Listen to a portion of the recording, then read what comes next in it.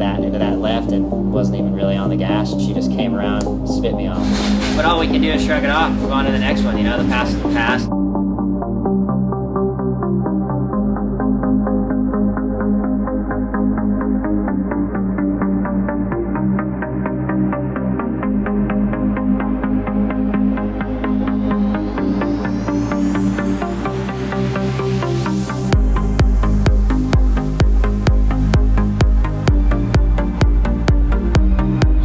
First weekend here on the superbike, Texas, Dakota, didn't go as planned, didn't go too hot, but you know, we had some ups and downs. I'd say mostly some downs this weekend, but yeah, we kept the bike up on 2, which was a positive, I guess, and we just struggled. We struggled with a lot of different things.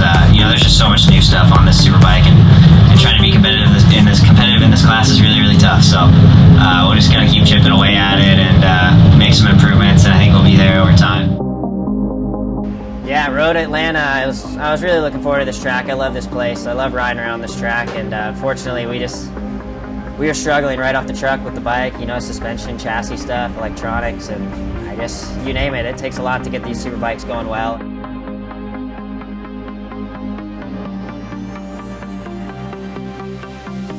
Qualifying practice was pretty horrible. It was one of the worst couple days I've had on a motorcycle in a while.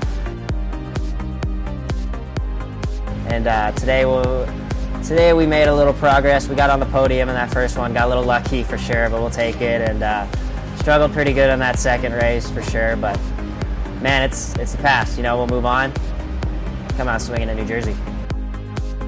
After a really rough weekend at Road Atlanta, I was excited to get here, get underway. I like this place, and yeah, it started off okay. We felt good, like in the wet practices on Friday, and then we actually felt pretty good on Saturday.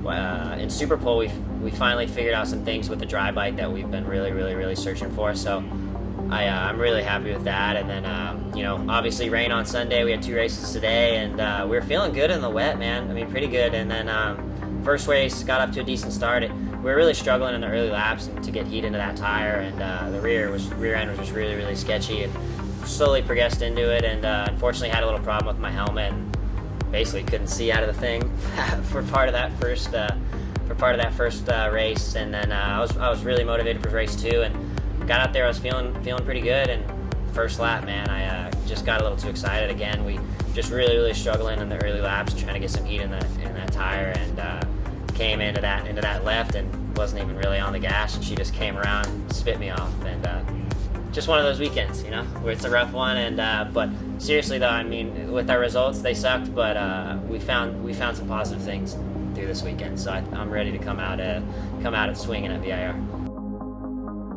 I was looking forward to this place. I really love this track. It's got a nice flow to it. It's just it's a cool place. And yeah, we kind of had an up and down weekend through Friday and Saturday. We were working hard, and we definitely figured a lot of things out with that bike, with that R1, and kind of what's working and what's not working. And because we definitely were struggling getting the chassis and the suspension, everything all dialed in, and getting a comfortable bike underneath me. But I feel like we finally kind of figured it out right there in that first race. You know, got off to a decent start, and was feeling good right away. I mean, I was happy finally with the bike. I think happier than I've been with it all year. So that was really refreshing.